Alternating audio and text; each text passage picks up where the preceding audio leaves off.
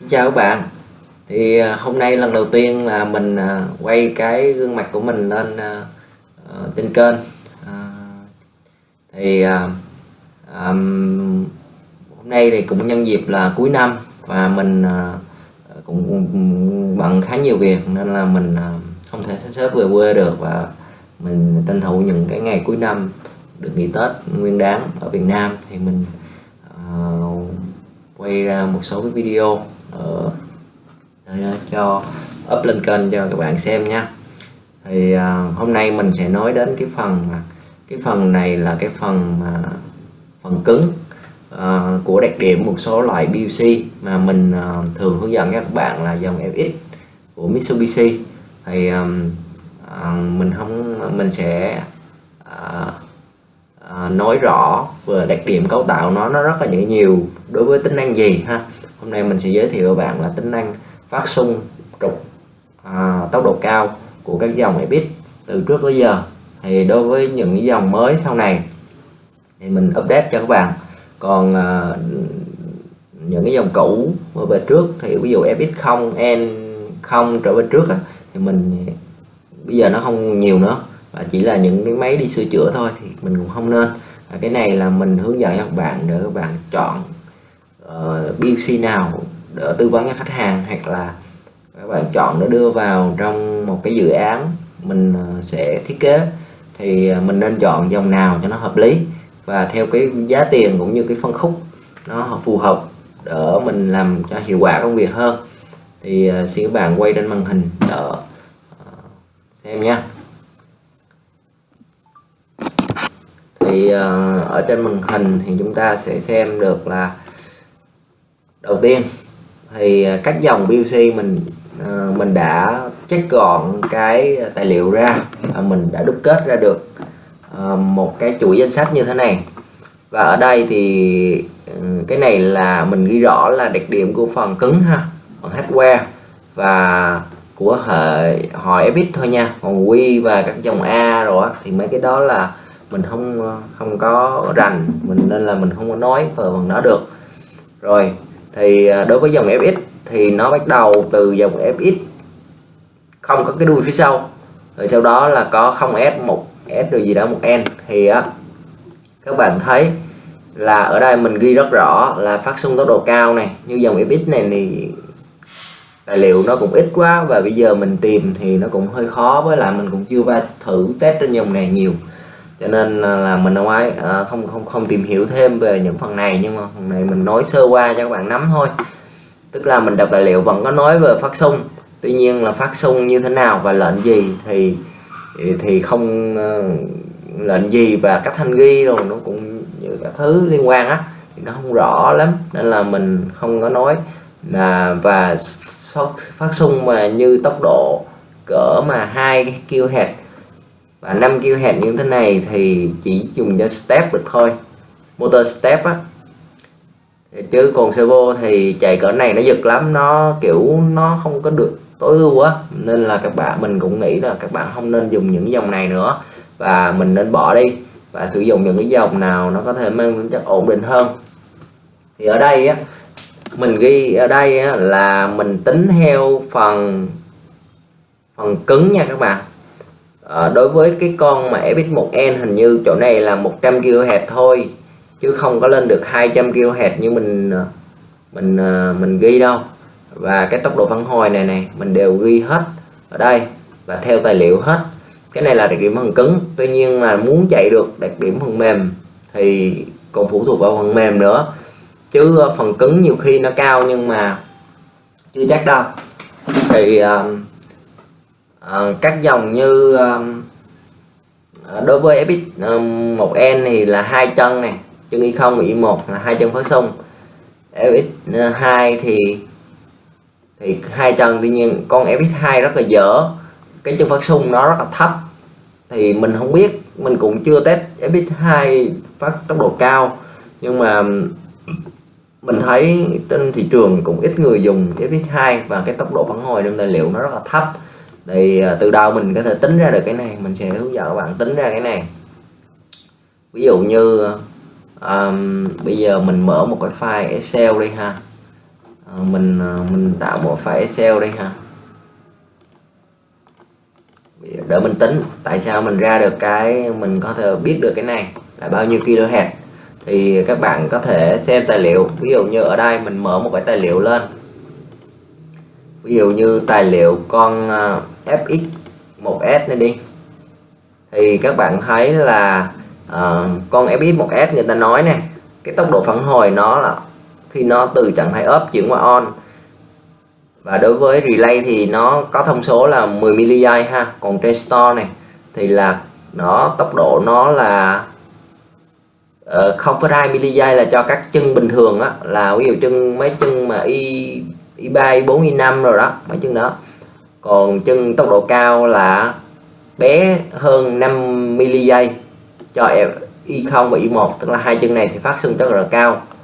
Và từ up chuyển sang on thì nó cũng tương tự như vậy, tuy nhiên có một số dòng nó lại khác nha các bạn, như FX2N là nó khác, up on qua up là khác, và up qua on thì tốc độ nó khác, cho nên là mình sẽ coi vào đó. Và trong đó nó có cả cái nó dùng là photo copper, tức là photo quang á, để nó xử lý. Đó là phần cứng, và nó cái tối đa của nó là 0.1 mA, và 0.1 mA này là cho trên 30V DC, tức là điện áp chịu đựng của nó là 30V DC đó. Và ở đây nó không nói và cái này là chịu được trên cái con nào, nhưng mà thực ra mình coi tài liệu á, thì cái chân tốc độ cao này nó không có chịu được cao như vậy đâu, mà nếu mà các bạn cố tình cao như vậy thì phải hàng dòng xuống, chứ không là nó sẽ cháy những cái trần này đi. Rồi thì ở đây là làm theo tính này, ví dụ như mình có tốc độ 5 microgiây này, 5 microgiây thì mình làm một cái bảng như vậy. Thì ví dụ như tốc độ nó là response time đúng không, response time, tốc độ phản hồi nó là 5 microgiây đúng không. Rồi cái mình sẽ nhân bằng cái này nè các bạn, microgiây là phải nhân cho 10 mũ, đổi ra là giây ha, 10 mũ trừ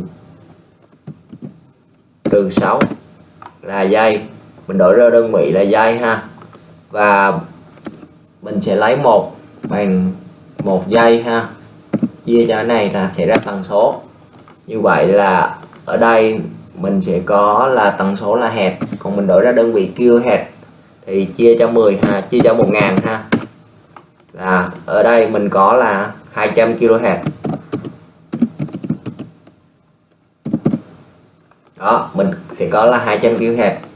Vậy thì nếu mà 5 microgiây thì 200 kHz, còn nếu mà ở trong này người ta ghi là bao nhiêu,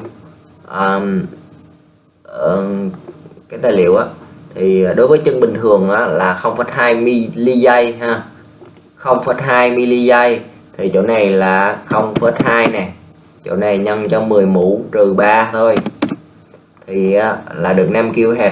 Tuy nhiên á, là đối với những cái chân bình thường này á, những cái chân mà không phải phát xung trong tài liệu người ta ghi á, thì các bạn không thể dùng các cái lệnh như DRVI, DRVA rồi ZRN, BLSI đồ để phát ra, mà nếu các bạn cố tình viết á thì phần mềm nó vẫn cho viết nha. Ví dụ như ở đây mình vẫn đối với đây là mình phân tích cho các bạn xem là nó như thế nào. Tại vì các bạn kêu là ủa sao nó không có chân phát xung nhưng mà vẫn viết được, thì thực ra thì nó viết thì viết được nhưng mà phát ra không được. Ví dụ như mình viết là LDM0 ha, M0 này, mình viết cái lệnh là BLSI này cho ví dụ như K1000 đi ha, rồi K1000 nữa đi ha, cho Y, ví dụ Y5 đi, Y5 là không phát xung này, các bạn thấy vẫn viết được nè. Hoặc là một cái lệnh khác như là ví dụ như DRVI ha, DRVI này, ví dụ D200 này, D202 này, cho Y10, Y11. Đó, các bạn thấy bạn những cái chân này là không phát xung này, nhưng mà các bạn vẫn viết được, và khi các bạn bật M những cái chân này lên thì nó sẽ không out mà ra. Còn nếu mà các bạn độ như nào đó mà có thể out ra được thì cái đây mình không nói nữa, tại vì cái đó mình không có dùng BC độ, nên là mình không có nghiên cứu những cái dòng BC độ chế, nên là mình không có nói về vấn đề mà độ chế nha. Mình chỉ nói là khi mình mua của chính hãng về thì nó chạy như thế nào, thì đó là mình nói cho mình hướng dẫn cho các bạn. Rồi, như vậy là chúng ta có thể tính được hết những cái này ha. Thì ở đây mình nói là mình có dẫn chứng, mình đều có nghiên cứu và mình xem những cái dòng này nè, đều có tài liệu ở đây hết. Và ví dụ như bất cứ dòng nào mình cũng có tài liệu ở đây, chứ mình không kiểu mò nói hay là ấy. Và đối với một số dòng như thế này ấy, là mình đây là đối với con 3S này, con 3S thì đó, nó 5 micro giây này, và nó chỉ có 2 chân BC 3S Y0 Y1 này, 3S là Y0 Y1 2 chân này. Và còn cái này nữa, một cái này nữa là cái 200 kHz. Những cái thông số trên này nè, thực ra là cái này là mình ghi ở trên này, mình ghi ở theo cái phần cứng. Tất nhiên là theo cái phần cứng là người ta có thể hỗ trợ được, tức là phần cứng gắn vào hỗ trợ được chạy tới cỡ đó. Nhưng mà còn phần mềm các bạn phát mà nếu mà lên trên 100 kHz, có con thì phát xung lên được 200, có con phát 100, thì cái đó là thứ nhất là cách bạn sử dụng nó, bạn có biết mở nó ra hay không đó. Hoặc là chạy, ví dụ như mình ví dụ các bạn mua cái chiếc xe Dream, ví dụ như chiếc xe Dream hay chiếc xe quay đi về, thì người ta sản xuất là có 100 phần cứng, nó là tối đa chạy ví dụ 8 km 120 đi, ví dụ như 120 km/h đi. Nhưng mà các bạn biết cách chạy thì các bạn có thể chạy hơn, hoặc là các bạn có thể độ chế gì đó để chạy nhanh hơn nữa, thì cái đó là mình nói là về phần cứng. Còn phần mềm thì các bạn cần phải có thời gian mua về rồi nghiên cứu thêm. Nhưng mà cỡ như các bạn điều khiển mà tốc độ cao thì cỡ 100 kHz là chạy ok rồi, chứ không cần phải quá cao đâu, tại vì quá cao thì chưa chắc gì thiết bị ngoại vi như là motor step, motor servo các bạn có thể chạy được ha. Thì ở đây mình cũng có nói sơ luôn cho các bạn là đối với con motor step á, thì nó chạy được 7.000, chỉ có 7 kg thôi, 7 kg tới 7,5 kg thì tùy theo dòng nữa ha. Thì cái mức của nó là nhận được xung tối đa đó là cỡ đó thôi. Còn ví dụ như servo thì đa số là các dòng nó được là 400 kHz. Rồi như hình như con FX1S 1N này là tối đa 100 kHz thôi. Còn 3S thì mình cũng chưa test tối đa nó, mình chưa có mở ra, nhưng mà thường thì mình cũng chỉ phát 100 kHz là tối đa thôi, mình nên tính toán theo cái mức đó. Rồi các dòng này thì tùy một số tài liệu nữa, và ngoài ra nó còn có cái app chịu đựng nữa nha. Thì khi các bạn làm thì các bạn nên đỡ điện trở hạn dòng vô để bảo vệ mấy cái này, chứ không các bạn chơi 24V mà chơi trực tiếp vô rồi nhiều khi nó cháy hết mấy con này đó.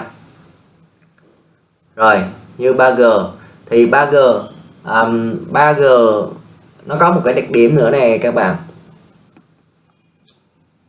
BC 3G thì nó có đặc điểm là đối với 3G mà dòng có cái Y2 này mình mở ngoặc á, tức là đối với dòng mà 40 mt hoặc là 60 mt thì nó sẽ có thêm chân Y2, tức là 3 chân. Còn bình thường thì nó chỉ có 2 chân thôi, các bạn nên lưu ý. Rồi đối với dòng 3U 3U thì 3U thì 3U nó chỉ có 3 chân thôi. Về tài liệu bình thường 3U bình thường chỉ có 3 chân thôi. Và các bạn thấy mình mở ngoặc đây, cái này đó là một cái rất hay nữa. Mình tiết lộ cho các bạn là đối với dòng ở đây mình cũng ở FX 3U 3UC 32MT.